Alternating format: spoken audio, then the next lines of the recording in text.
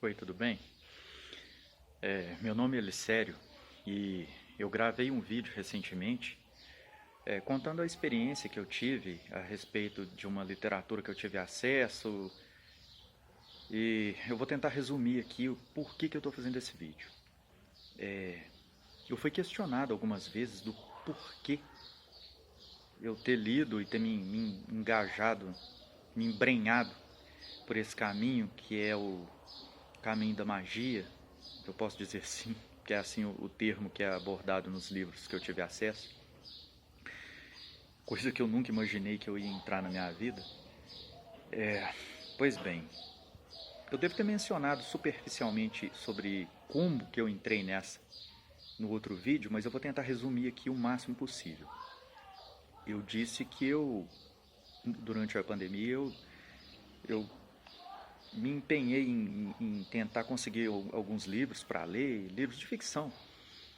E acabei conhecendo alguns autores, e entre eles tinha o Lovecraft, que, tipo assim, pelo que eu entendi, tudo que eu já vi na minha vida de filme de extraterrestre, de invasão alienígena, de ficção científica, assim, focada nesse tipo de terror alienígena, tudo é inspiração das obras dele. E teve um livro também em particular que eu li, de ficção também, que se chama Necronomicon, de um autor que se chama Donald Tyson. O Donald Tyson, eu nunca tinha ouvido falar dele, eu comprei esse livro mais pelo nome da obra mesmo, porque o Necronomicon é um livro que eu soube a respeito através de um filme que eu assisti quando eu era criança, que aqui no Brasil foi lançado com o nome de Uma Noite Alucinante. Então tem Uma Noite Alucinante 1, 2 e 3, eu acho que tem até o 4, se eu não me engano 5, mas eu não... Acho que eu assisti só até o 3. Do 2 em diante é comédia, mas o primeiro é focado no tema terror. E tudo, a história toda gira em torno desse livro, Necronomicon, que segundo ele é citado nas obras de Lovecraft, e ele é um livro que contém segredos de magias que quem conseguir dominar e operar vai conseguir controlar os mortos e se tornar uma pessoa muito poderosa, se tornar um mago negro, né? E é uma coisa que parece que foi encontrado na Suméria, em escavações arqueológicas, e por aí vai. É um filme de terror bem legal esse primeiro. Eu gostei bastante. Então eu comprei o livro por causa disso. E o livro é uma história... Nossa, eu fiquei fascinado assim, com a criatividade do autor de abordar os assuntos, né, os temas que ele vai apresentando ao longo da história. É um livro até, tipo assim, razoavelmente grande assim, para abordar tanta coisa. E tipo, eu fiquei pensando como que alguém... De onde que esse cara tirou tanta criatividade para falar tanta coisa? E o Lovecraft eu vi que tem na orelha do livro lá, fala que ele foi criado, teve uma época que ele passou na casa do avô, não me lembro se é porque ele foi criado na casa do avô, quando eu era criança, e tinha uma biblioteca e tinha muitos livros de ocultismo, e ele teve acesso a esses livros, daí veio a inspiração das obras dele. Então tive curiosidade de procurar saber a respeito do assunto, sobre esoterismo, ocultismo, e acabei chegando nesses livros que falavam de magia. Inclusive, eu na época passava por uma fase de ateísmo, né? Como eu disse no outro vídeo. E aí eu li outras obras lá, o Caibalion, que é sobre a filosofia hermetista, é, o livro de cabeceira ali do pessoal do hermetismo, né? Que é o... Fugiu o nome aqui agora aqui. Depois eu lembro. Do Hermes Trismegisto. E o que mais que eu li? Bom, aí acabou que eu cheguei num livro que chama Dogma e Ritual da Alta Magia. Eu fiquei curioso, tipo assim, um livro que fala de magia.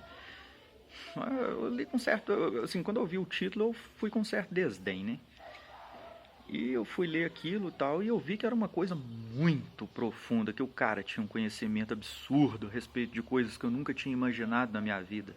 O cara era praticamente um gênio. E escrito por um sujeito muito instruído, muito culto. Ele era, tipo assim, conhecedor de línguas antigas, ele aprendeu o hebraico, traduziu obras em hebraico, em grego, ele era um cara muito católico, então tinha acesso a livros, né, que estavam no seio da Igreja Católica. Ele era, eu acho que de um convento, se não me engano, beneditino, acho que era isso mesmo. Ele era francês, usava o pseudônimo de, se eu não me engano, assim, deve pronunciar Eliphas Lévy, né? E foi através do livro dele que ele, descrevendo a respeito de um determinado assunto no livro, quebrou meu ceticismo, meu ateísmo. Eu voltei a acreditar em Deus. Conseguiu explicar nesse trecho do livro uma experiência que eu tive quando eu era mais jovem, e eu entendi o que tinha acontecido quando eu era jovem, e ele conseguiu me trazer uma explicação. Aí eu acreditei na hora. Foi o contato direto que eu tive ali através dessa obra que me botou de novo no trilho. E por que eu estou fazendo esse vídeo aqui? Porque eu já fui questionado outras vezes. Pessoas que, assim, do meu círculo social, me perguntam. Cara, um amigo meu aí falou que não consegue acreditar em Deus, não consegue acreditar na espiritualidade. Ele é ateu, né? Eu também já fui, eu sei como que é. O ceticismo é forte, imperioso.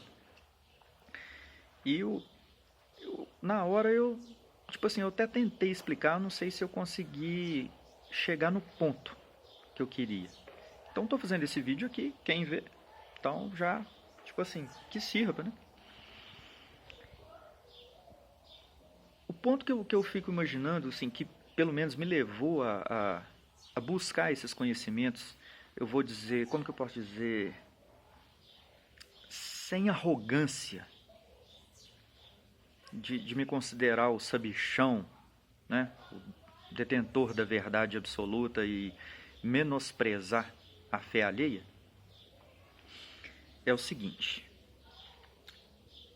o ocultismo, que eu não sabia nada a respeito, à medida que eu fui lendo e fui descobrindo sobre esses grandes autores de ocultismo, eu fui entendendo que eram homens muito cultos e que, ao contrário do que eu pensava, não eram pessoas comuns, eram cientistas de sua época. E eu até tentei explicar isso nessa conversa que eu tive com esse rapaz. E, por exemplo, o cara que praticamente criou a criptografia, a estenografia, steganografia, né? Que é um método de encriptação em texto ou em imagens, foi um desses ocultistas. Ele era um mago. E era Johannes Trithemius. E ele era um alemão, foi pego numa nevasca e teve que se abrigar num mosteiro. E lá no mosteiro tinha muitos livros, e ele teve que ficar lá até a nevasca passar, e começou a estudar os livros que tinha ali. E descobriu muita coisa ali, escreveu assim, não dá para chamar de grimório, mas escreveu os conhecimentos as coisas que ele tinha descoberto a respeito de espiritualidade, além de outras descobertas científicas que ele fez, né, como essas que eu mencionei aqui, e fez grandes coisas. Ele foi um grande homem. Então, para dar mais um exemplo, o Eliphas Lévy, eu já falei que era um cara muito culto. Teve, quem mais aqui que eu poderia citar? Papi, eu li Tratado Alimentar de Magia Prática. Papi era um médico, era um cara super culto também. Um homem muito inteligente, eu poderia dizer até que à frente de seu tempo. Vamos citar um pouco mais antigo. Todo mundo sabe quem foi Isaac Newton. Isaac Newton, né, mais conhecido por revelar ali a lei da gravidade e dentre outras descobertas, né, da física.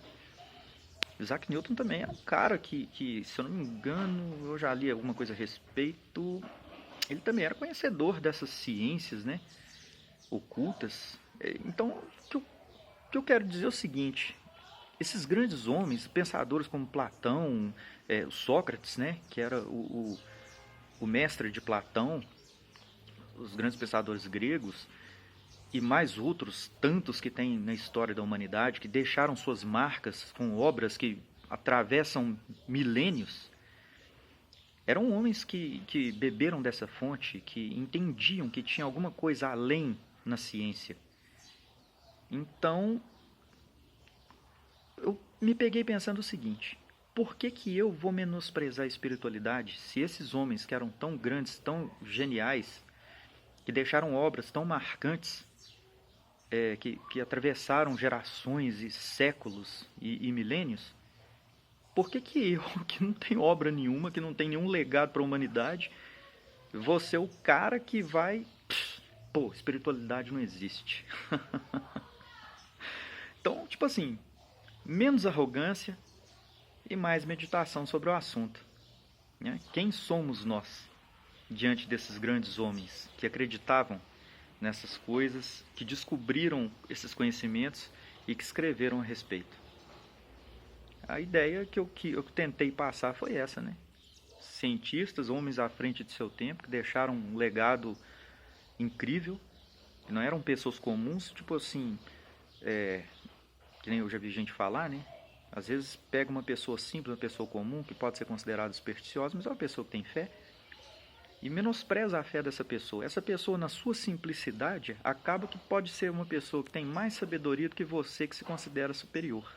Então, a gente às vezes pode estar sendo muito arrogante e a gente nem é grande assim como a gente pensa que é, para poder menosprezar um conhecimento que a gente não compreende, que a gente não entende, que a gente quer se cegar, não se permitir ver. Então é melhor buscar primeiro, tentar alcançar um conhecimento, tentar experimentar para depois tirar conclusões. Então é isso que eu queria dizer. Até mais.